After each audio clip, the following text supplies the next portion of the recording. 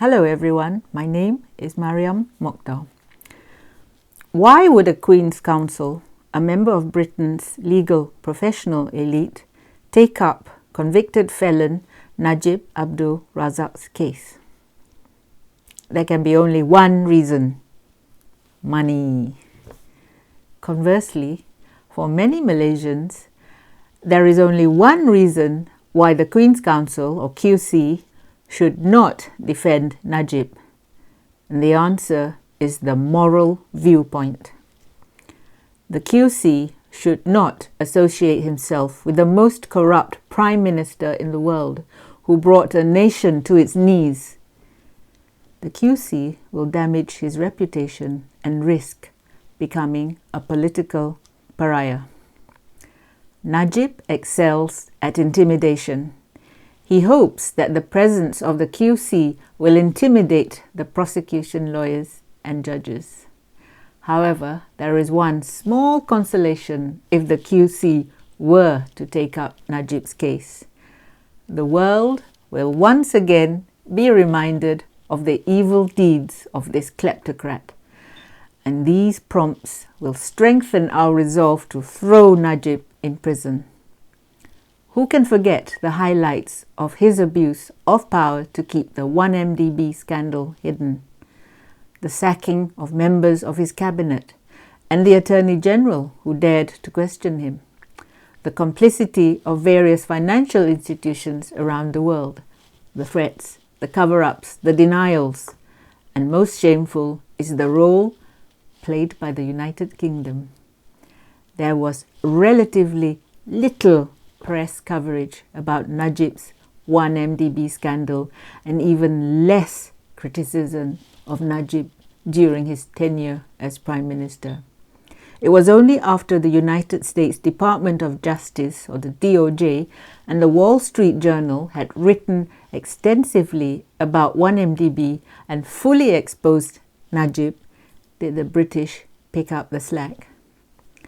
The Brits must have valued their favourable trading arrangement with Najib and his Battersea rejuvenation project, amongst other things.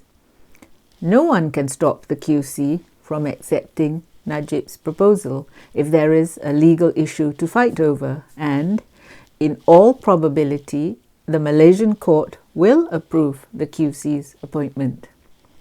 The Malaysian judiciary has been very careful in the past to give Najib as much leeway as possible so that he cannot claim that his trial was not fair.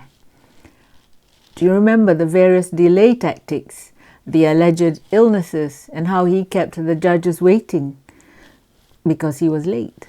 We thought the judiciary was weak, but as we now realize, they had their reasons. Nevertheless, both the High Court and the Court of Appeal have tried and sentenced Najib after finding him guilty. The QC is an expert in constitutional law. No one disputes that. It is only in very rare cases when a QC will act for others as a matter of principle, meaning there is no talk of money involved. Now, the QC is at liberty to pick up Najib's case on the basis that there is a legal issue to be fought over. He may consider Najib's case an interesting challenge. Whether he wins or not is another matter. He is aware that what he embarks on is not a retrial of the facts, because his focus will be on the issues of law. Muhammad Shafi'i Abdullah, Najib's lawyer, may argue that the QC has the experience and expertise to deal with complex issues and legal questions pertaining to Najib's case.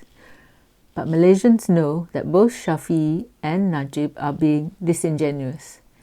It is not true that Shafi'i does not know his legal stuff, because the important thing is that both he and Najib have run out of road.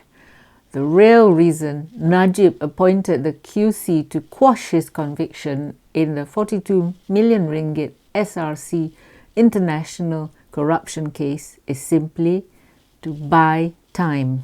It's another delay tactic. Najib is desperate.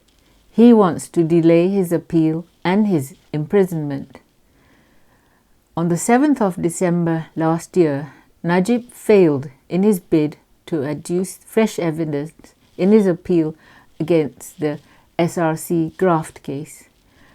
On the 8th of December, he also failed to overturn the guilty verdict and sentencing in the SRC case. The desperate duo of Najib and Shafi'i were merely being creative with their request to appoint a QC. Malaysians are sick to the teeth with Najib's delay tactics. They want justice to be seen and not postponed. They want Najib jailed. They want him to be made an example of, to halt the endemic corruption amongst politicians and civil servants. And what of the Malaysian judiciary? They are also probably equally frustrated by Najib's delay maneuvers. After all, their integrity is also at stake. This matter has dragged on and on and on, and the Rakyat will wonder if this delay is another ruse to free Najib. Najib has no end of plots and subplots taking place alongside his appeal and the QC's appointment. If UMNO Baru triumphs in the Johor state election, will they demand that GE15 be called early? Najib hopes to return to power with a win. Only with a win can he engineer a royal pardon, and hey presto, Najib and his allegedly equally corrupt peers like his former deputy Ahmad Zahid Hamidi, who is awaiting trial for corruption, can rejoice and wipe all their slates clean.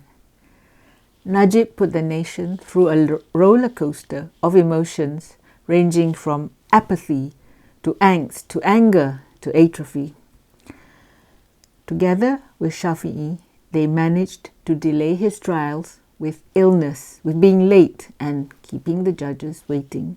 He wandered off mid-trial and failed to inform the court officials. Even Shafi'i's son's wedding and his dog, his pet dog, were used as excuses to further delay Najib's trial. If prostitution is the world's oldest profession, then the legal profession comes a close second. Do lawyers care if the client is a Bugis prince or a political pariah? Absolutely not, because what matters to most lawyers is that the check does not bounce. So will the QC take the path of morality or the money route? Thank you for listening. Speak to you soon. If you like my videos, please press like and subscribe to my YouTube channel. Please also visit my Patreon channel if you wish to sponsor me. Thank you.